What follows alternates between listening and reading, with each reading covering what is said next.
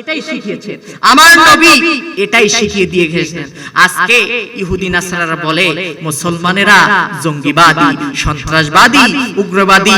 পৃথিবীতে কারা এই জঙ্গিবাদ আর সন্ত্রাসবাদ আর উগ্রবাদকে লালন করে এটা মুসলমানেরা জেনে ফেলেছে। কথা ঠিক না বেঠিক? পৃথিবীর ইতিহাসে ধ্বংসাত্মকগুলো মাস ডিস্ট্রাকটিভ, চরম ধ্বংসাত্মক যা কিছু আছে, গতকালকে আমি ইউনিভার্সিটিতে স্টাডি করতেছিলাম পৃথিবীর ইতিহাসে লক্ষ্য করে সর্বপ্রথম এই যে অ্যাটম বোমা কারা আবিষ্কার করছে? Charles Einstein. আপনারা যারা বিজ্ঞানের ছাত্র আছে, E = mc², অ্যাটম বোমার সূত্র এটা। এই ব্যক্তিটা ছিল ইহুদি। এই সূত্র দিল, আমেরিকা বোম বানাইলো। কি বোম? লিটল বয় আর ফ্যাটম্যান নামে এই দুইটা বোম বানাইলো।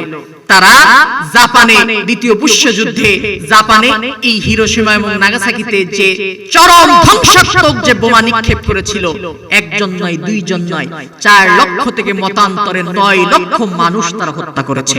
কথা ঠিক না বেঠিক? আচ্ছা বলেন, এরা কি মুসলমান ছিল নাকি অমুসলিম ছিল? কথা বলেন না কেন? মুসলিম নাকি অমুসলিম? অমুসলিম ছিল যারা এই লক্ষ লক্ষ মানুষকে হত্যা করেছে। একা হিটলার 60 লক্ষের উপরে মানুষ মারছে। এরপরে আপনার প্রথম যুদ্ধ, বিশ্বযুদ্ধ শুরু হয়েছে 1914 থেকে 18 সাল পর্যন্ত প্রায় 1,70,00,000 মানুষ তারা হত্যা করেছে অমুসলিমেরা। এরপরে দ্বিতীয় বিশ্বযুদ্ধে 2.5 কোটি মানুষ হত্যা করেছে। এরপরে আপনার সামান্য একটা ইস্যু নিয়ে ইরাকে কত মানুষ তারা হত্যা করলো। ফিলিস্তিনে মুসলমানদের উপরে যে অমানবিক নির্যাতন ওই ইসরায়েলের নরপশুরা করেছে আপনারা দেখেছেন। কাশ্মীরে মুসলমানদেরকে কারা হত্যা করেছে? আমার পার্শ্ববর্তী দেশ মায়ানমারে 1 লক্ষের উপরে মুসলমানদেরকে মেরেছে ওই নরপশু অং সান সুচির কুত্তা জানোয়ারেরা। কথা বলেন ঠিক না বেঠিক? আজকে পৃথিবীতে প্রমাণ হয়ে গিয়েছে কারা উগ্রবাদ, কারা সন্ত্রাসবাদী, কারা উগ্রবাদী আর কারা জঙ্গিবাদী। মুসলমানেরা সন্ত্রাস বাদী এবং উগ্রবাদী নয়। কথা ঠিক না বেঠিক? তার প্রমাণ আমার নবীর জামানায়, আমার রাসূলের জামানায় যত যুদ্ধ সংগঠিত হয়েছে, রাসূল নিজে 27টা যুদ্ধের সেনাপতির দায়িত্ব পালন করেছে। আপনারা অবাক হবেন, এই অসংখ্য যুদ্ধের মধ্যে মাত্র 1200 সামথিং কিছু মানুষ হত্যা হয়েছে। এর বেশি মানুষ হত্যা হয় নাই মুসলমানেরা যে যুদ্ধে অংশগ্রহণ করছে। আর তোমরা শুধুমাত্র প্রথম বিশ্বযুদ্ধে 1,70,00,000 মারছো, দ্বিতীয় বিশ্বযুদ্ধে 2.5 কোটি মারছো, জাপানে 9 লক্ষ মারছো, হিটলার মারছে 60 লাখ। এরপরে দেখা যায় যেখানেই অমুসলিমরা সেখানেই হচ্ছে রক্ত রক্ত রক্ত আর রক্ত। তারা মানুষদেরকে অত্যাচার এবং নির্যাতন করতে ভালোবাসে। কথা ঠিক না বেঠিক? আরো জোরে বলেন ঠিক কিনা? এজন্য আজকের এই প্রোগ্রাম থেকে জানিয়ে দিতে চাই, এই পৃথিবীর মুসলমানেরা জঙ্গিবাদ আর সন্ত্রাসবাদকে লালন করে না। আমরা মুসলমানেরা ভালোবাসতে জানি। যারাই আমাদের কাছে আসবে আমরা তাদেরকে বুকে টেনে নেব। তোমরা মুসলমান হয়ে যাও, ঈমানদার হয়ে যাও, অমুসলিম হইলেও আমরা তোমাদেরকে মুসলমান হওয়ার সাথে সাথে বুকে টেনে নেব। সুবহানাল্লাহ পড়বেন না? এটাই হচ্ছে আমার নবীর শিক্ষা। আমার নবীর শিক্ষা কি ছিল? আমার নবীর শিক্ষা কি ছিল মুসলিমদের সম্পর্কে? হাদিস জানেন না? আল্লাহ রাসূল বলেছেন, যদি কোন সংখ্যা লঘু অমুসলিম জনপদের উপরে সংখ্যাগরিষ্ঠ মুসলিম জনপদ অন্যায়ভাবে অত্যাচার করে, জুলুম করে, কিয়ামতের ময়দানে আমি নবী মুহাম্মদ সাল্লাল্লাহু আলাইহি ওয়াসাল্লাম ওই অমুসলিমদের বিপক্ষে মুসলমানদের, ওই মুসলিমদের বিপক্ষে অমুসলিমদের পক্ষ নিয়া মুসলিমদের বিরুদ্ধে আল্লাহর দরবারে মামলা দায়ের করব। জোরে বলেন সুবহানাল্লাহ। আহারে আমার নবী কত ভালোবাসা, নীতি, নৈতিকতার আদর্শ শিক্ষা দিয়ে গিয়েছেন। শেষ পর্যায়ে চলে এসেছি। ও যুবক ভাই, আজকে সেই নবীর আদর্শ বাদ দিয়া তুমি সেই পাশ্চাত্যের কালচারকে নিজের ভিতরে ধারণ করেছো। তাদের আদর্শ বুকে দাগ করে তুমি চিন্তা করেছো তুমি স্মার্ট হবে, তুমি আপডেট হবে, নিজেকে ডিজিটালাইজেশন হিসাবে তৈরি করতে চাও। না না না, বিশ্ব নবীর আদর্শ বাদ দিয়া মুসলমান কখনো ডিজিটাল হইতে পারে? কথা বলেন না কেন পারে? আজকে ওই যে কাদের জন্য খেলা হচ্ছে, ওরা তো সব মনে হয় মুসলমানের সন্তান। যারা খেলতেছে মুসলমান না সবাই নাকি? আর্জেন্টিনা, ব্রাজিল সব তো মুসলমান। যারা গতকাল কেউ বলেছিলেন, আজকে যারা গিয়েছে ওখানে, যারা গিয়েছে, জানি না এই মাইকের আওয়াজ তাদের কানে যাবে কিনা, এই যে মুসলিম টিভি থেকে আলোচনা রেকর্ড হচ্ছে, আপনারা শুনে নেবেন পরে। আর্জেন্টিনার ব্রাজিলকে যারা সাপোর্ট করেন, কয়েকটা কারণ, এই কাজ, এই জন্য আমি আপনাদেরকে সাজেস্ট করব যে তাদেরকে অনুসরণ করা যাবে না, তাদেরকে ভালোবাসা যাবে না, তাদের পক্ষে অবস্থান করা যাবে না। গা শিউরে উঠবে, কেন তাদেরকে আপনি অনুসরণ করেন? মুসলমানের সন্তান হইয়া তাদেরকে ভালোবাসা তোমার লজ্জা করা উচিত। কথা বলেন না কেন? নাম্বার 1 কাদেরকে অনুসরণ করতেছে? Argentina, Brazil. আর্জেন্টিনায় আযান নিষিদ্ধ, নাউজুবিল্লাহ পড়বো না। ব্রাজিলে সরাসরি আল্লাহর নাম নেওয়া নিষিদ্ধ। যদি কেউ আল্লাহর নাম সরাসরি মানুষের সামনে নেয়, এটা অপরাধীর খাতায় তার নাম উঠে যায়। নাউজুবিল্লাহ পড়বেন না। সমকামিতা মানে পুরুষে পুরুষে বিয়ে হবে, মেয়েতে মেয়েতে বিয়ে হবে, সে দেশের পার্লামেন্টে এটা আইন হিসাবে পাস হয়ে যায়। নাউজুবিল্লাহ পড়বেন না। আরে মুসলমান, তুমি তাদেরকে অনুসরণ করো। এরপরে তাদের যে খেলোয়াড় আছে, এই খেলোয়াড়দের জন্য জার্সি কিনা, তাদের জন্য পতাকা বানানো। মাগুরায় দেখলাম এক লোক নিজের বাড়ি থেকে শ্বশুর বাড়ি পর্যন্ত 4.5 কিলোমিটার মুরব্বি পতাকা বানাইছে। আর্জেন্টিনা না ব্রাজিলের, জমি বিক্রি করে তাও পতাকা বানাইছে। একজন কয় সুবহানাল্লাহ, সুবহানাল্লাহ কোন কেন? আস্তাগফিরুল্লাহ। কি অবস্থা এটা? সি সি সি সি, খেয়াল করে শুনেন, 4.5 কিলোমিটার পতাকা বানাইছে। আপনি যাদেরকে ভালোবাসতেছেন, ওই আমি মাঝে দেখলাম, যুবক ভাইরা তোমরা দেখবা যে খেলোয়াড়ের জন্য ওই যে মেসি আর নেইমার যারা আছে, তাদের হাতে দেখবা ট্যাটু করা আছে, ট্যাটু, এক চোখলা ট্যাটু করা আছে। আমি চিন্তা করলাম এই ট্যাটু কেন করছি, এক চোখ কেন?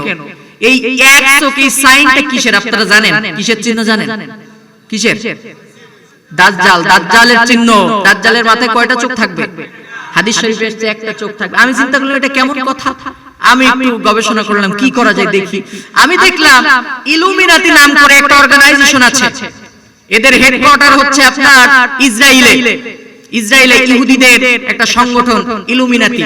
এদের স্লোগান হচ্ছে পৃথিবীতে যারা ধর্মভীরু এবং ইসলামের পক্ষে যারা স্লোগান দেয় এবং ইসলামের পক্ষে বা ধর্মভীরু বা সত্যের পক্ষে যারা স্লোগান দেয়, ইসলামী চিন্তাধারা যারা লালন করে, ওইগুলাকে বাদ দিয়ে তারা মানুষের ভিতরে শয়তানি চিন্তাধারা লালন করতে চায় এবং তারা বিশ্বাস করে শয়তানের গোলামি যদি কেউ করে তাহলে মানুষ সুখে থাকবে, শান্তিতে থাকবে। নাউজুবিল্লাহ পড়বেন না, আরো জোরে বলেন নাউজুবিল্লাহ।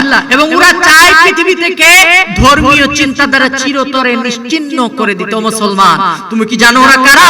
বিশ্বনবী মুহাম্মদ সাল্লাল্লাহু আলাইহি ওয়াসাল্লামকে নিয়ে যখন ফ্রান্সের ম্যাক্রো ব্যঙ্গচিত্র এঁকেছিল, ওই ফ্রান্সকে সাপোর্ট করেছিল আর্জেন্টিনা এবং ব্রাজিল।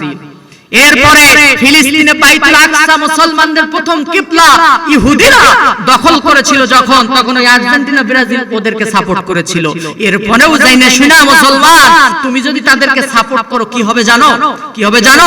শোনো, কোরআন বলছে, আমি বানিয়ে বলতেছি না, আল্লাহ বলতেছেন, ইয়া আইয়ুহাল্লাযীনা আমানু লা তাত্তাখিযুল ইয়াহুদা ওয়ান নাসারা আউলিয়া বা'দুহুম আউলিয়া بعض ومن يتولهم منكم فإنه منهم إن الله لا يهدي القوم الظالمين। হুজুর কোরআন শরীফে নাই?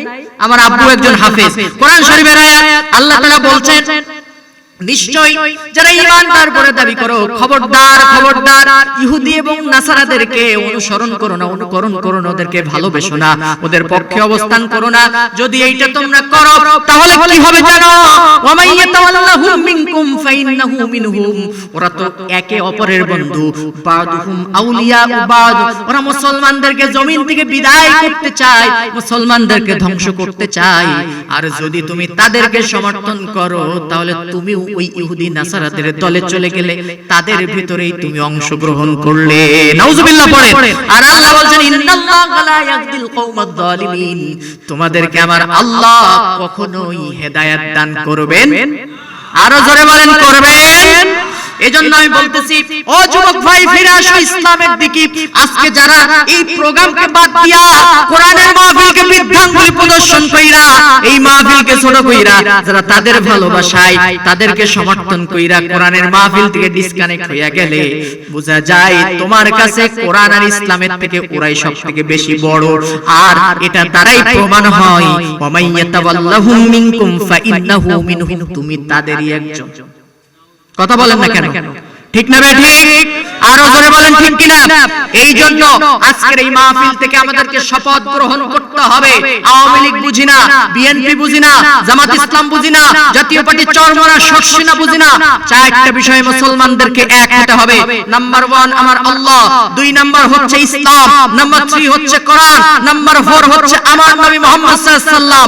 এই চারটা বিষয়ের বিপক্ষে যারাই অবস্থান করবে, মুসলমান হাতে হাত রাখতে হবে, কাঁধে কাঁধ রাখতে হবে। ওরা মুসলমানদেরকে জমিন থেকে নিশ্চিহ্ন করার জন্য গোটা পৃথিবীর ময়দানে ষড়যন্ত্রের জাল পেতেছে। মুসলমান ঘরে বসে থাকার সময় নয়, হাতে হাত রেখে শপথ গ্রহণ করতে হবে। গোটা পৃথিবীর ময়দানে ইসলামের দাওয়াতকে ছড়িয়ে দিতে হবে, আল কোরআনের পৃথিবী করতে হবে, দাওয়াতের জবাব আমাদেরকে দিতে হবে। রাজি আছেন কিনা? দুই হাত তুলে দেখান আল্লাহকে।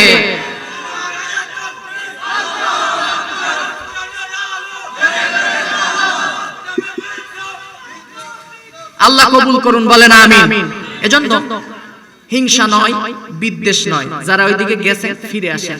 আমার উপরে রাগ করে লাভ নাই, আল্লাহ বলেছেন সেটাই আপনাদেরকে শুনাইয়া দিয়ে গেলাম। রাগ করছেন নাকি? আমি শেষে চলে আসছি।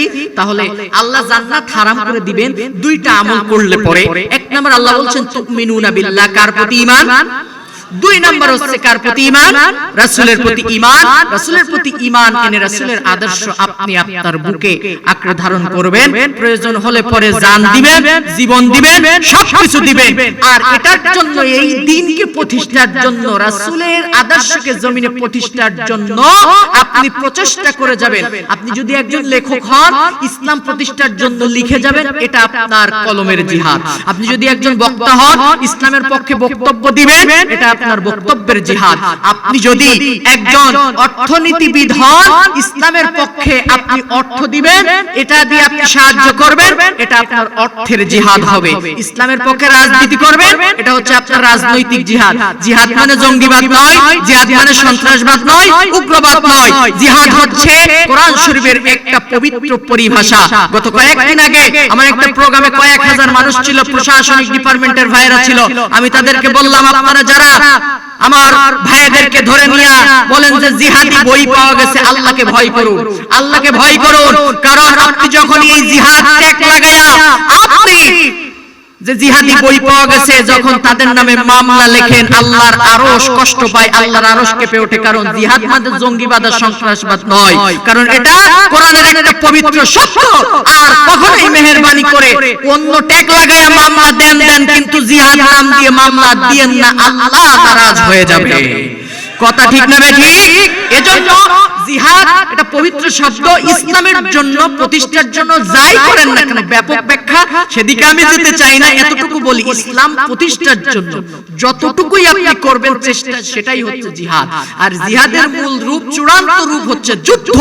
আমি সেটাই আপনাদেরকে বুঝিয়ে দিয়ে আজকের মতো বিদায় নিচ্ছি। সেটা হচ্ছে আল্লাহ বলছেন ও তুজাহিদুনা ফি সাবিলিল্লাহ। যখন দিন কায়েমের জন্য, প্রতিষ্ঠার জন্য ডাক আসবে জিহাদের ময়দানে, এমন সময় যদি আসে, মুসলমান পেছনে ফিরে থাকবে না, আল্লাহর ভয়ে ভীতি হয়ে সামনের দিকে অগ্রসর হয়ে নিজের জীবন বিলিয়ে দিতেও দ্বিধাবোধ করবে না। সুবহানাল্লাহ পড়বেন না? আরো জোরে বলেন না সুবহানাল্লাহ।